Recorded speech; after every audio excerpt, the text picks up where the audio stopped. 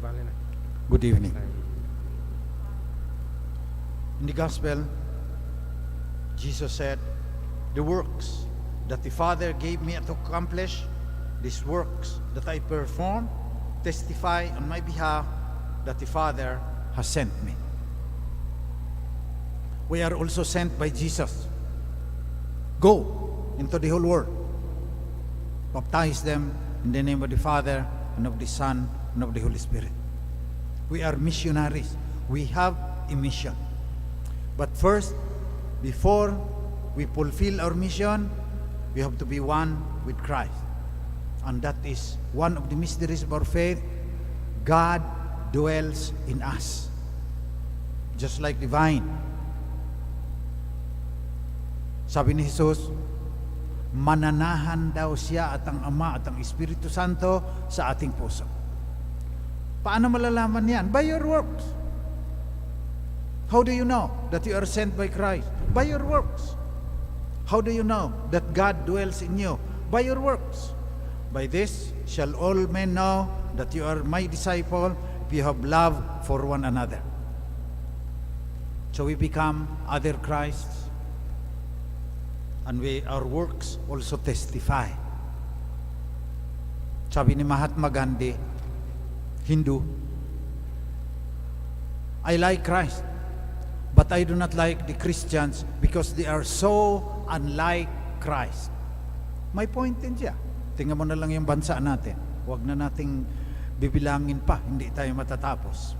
Yung mga bagay na hindi makakristyano dito sa ating bansa. Pero lagi tayo, simbang gabi, Nazareno, Santo Niño.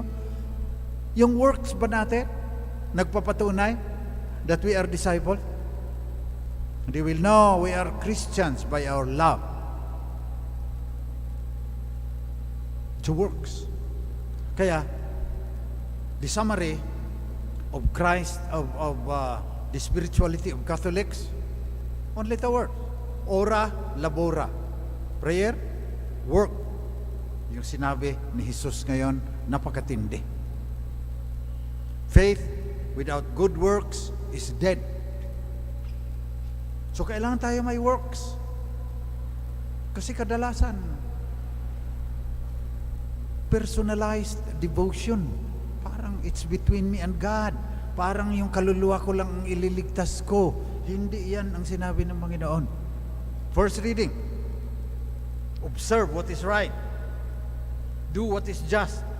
For my salvation is about to come, my justice about to be revealed. So kahit kukumplituhin mo pa kasi may superstitious belief eh. Pag nakumpleto mo yung 9 na novena masses, bibiyayaan ka ng Panginoon. Maganda siguro. Pero biyayaan ko lang kung yung works mo nagpapatunay. Kukumplituhin mo nga. Pagkatapos hindi mo binibigyan ng just wages yung iyong mga trabahador. Hindi ka i-bless ng Panginoon. Iyon ang point ng ating pagnunubena. Take to heart what the gospel says. The works that the Father gave me to accomplish, these works that I perform, testify on my behalf. If we paraphrase it, para sa atin, kasi kay Jesus yun eh. The works that Jesus gave us to accomplish, these works that we perform, testify that we are His disciples. If you do not do justice, if you do not observe what is just, you have no right to worship the Son of God that is born on the manger. Yan ibig sabihin ng mga pagbasa ngayon.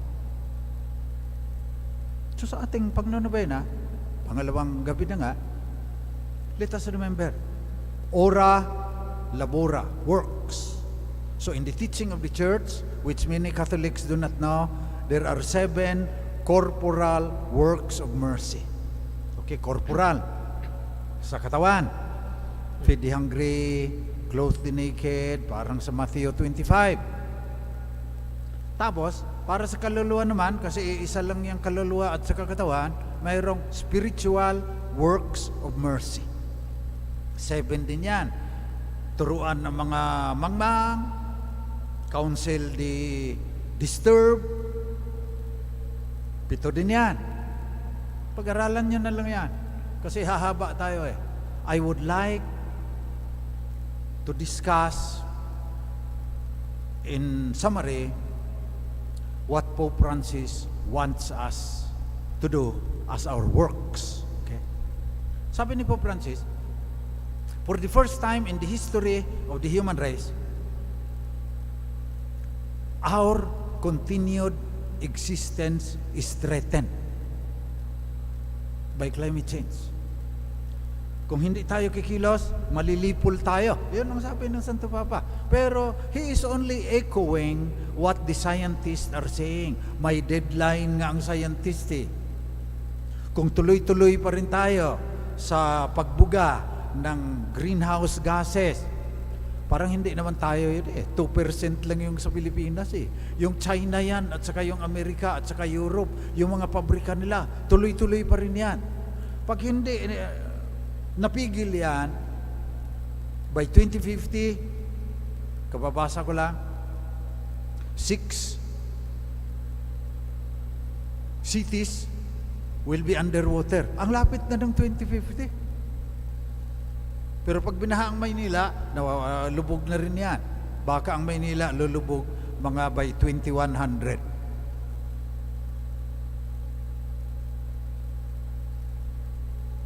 Lulubog. Mawawala yung Kamaynilaan. Mataas-taas yung Quezon City. Pero ano kayong mangyayari sa atin yan? Yan yung ecological works of mercy na gusto ni Pope Francis. Kayo na lang bahalang mag-research. May mga conspiracy theories kasi ngayon na hindi ito totoo, but 99% of scientists, environmental scientists, say may panganib. Our continued existence in this world is being threatened.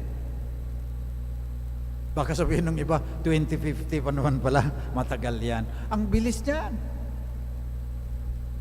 Magpi-50 years nang akong pare sa 2023. Saan nagpunta yung 48 years na nagdaan? Napakabilis ng time. So, ecological works of mercy. Gusto pa ng Pope magbilangan. Bawat isa sa atin, sasama sa isang grupo na ang tawag niya Laudato Si Action Platform. Mula sa kanyang encyclical na Laudato Si, 6 na taon na niya simula nung sinulat, halos hindi para tayo kumikilos. So anong gusto ng Santo Papa? Na works ha? Babalik tayo sa Ebanghelyo ha? Ito ang works na gusto ng Santo Papa na ating magawa. Hear the cry of the poor and hear the cry of Mother Earth. Tapos dagdag pa niya doon sa Laudato Si Action Platform, kailangan magkaroon ng ecological conversion. Kailangan magkaroon tayo ng ecological spirituality na magpapabago ng ating ugnayan, will renew our relationship with Mother Earth. So hear the cry of the poor, hear the cry of Mother Earth. Yung hear the cry of the poor, hindi lang yan na nagpapa-feeding kaya dyan, maganda din yan. Pero nasa kay Isaiah sa reading ngayon, observe what is right and do what is just. Let us examine our conscience whether we can do that. So ipanalangin ninyo yung mga seminarista, ang finals niyan sa philosophy of nature na tinuturo ko, cosmology. Environmental consciousness. Sinabi ko, talk to the young. Sabihin ninyo yung ating napag-aralan. Corporal works of mercy for the body, spiritual works of mercy for the soul, ecological works of mercy para hindi tayo malilipon.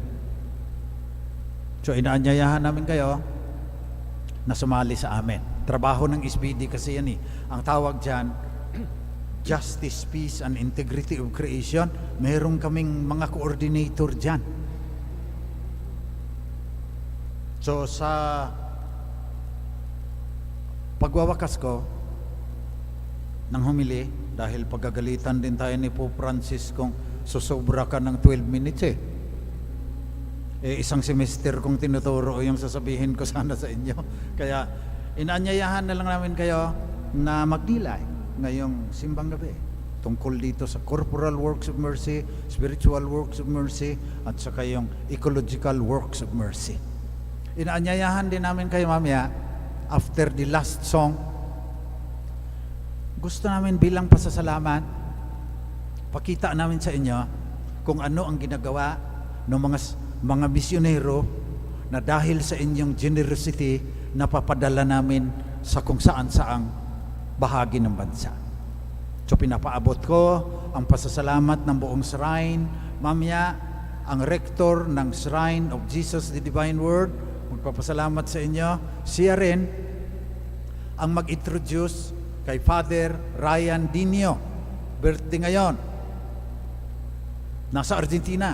Feliz cumpleaños, Padre Tito Ryan.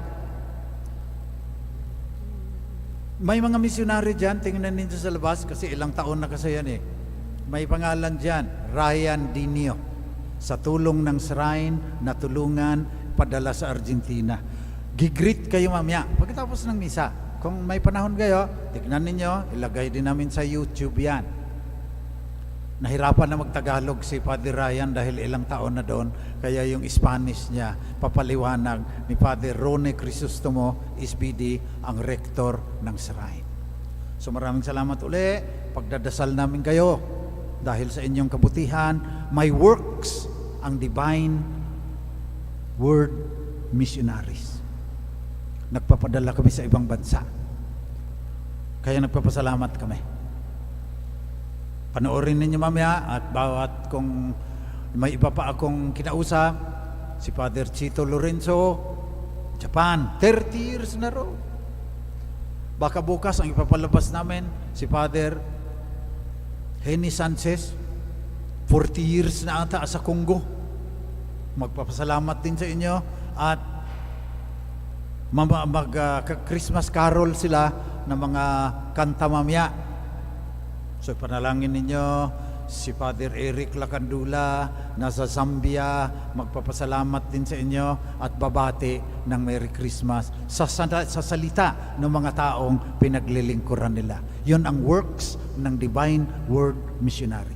Kayo naman, tignan ninyo kung paano yung corporal works, yung spiritual works, at saka yung ecological works maisabuhay ninyo para masabi rin natin na the works that Christ gave me to accomplish, these works that I perform, testify that I am a disciple, tagasunod ni Kristo.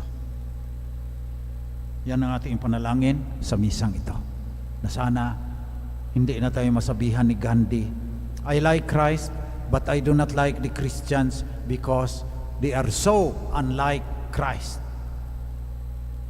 Magdasal tayo sa misang ito na sana more and more, sa kabilaan ng ating karupukan, sa kabilaan ng ating kahinaan, sa kabilaan ng ating pagiging makasalanan, we will come closer and closer to Christ by doing works of justice and mercy.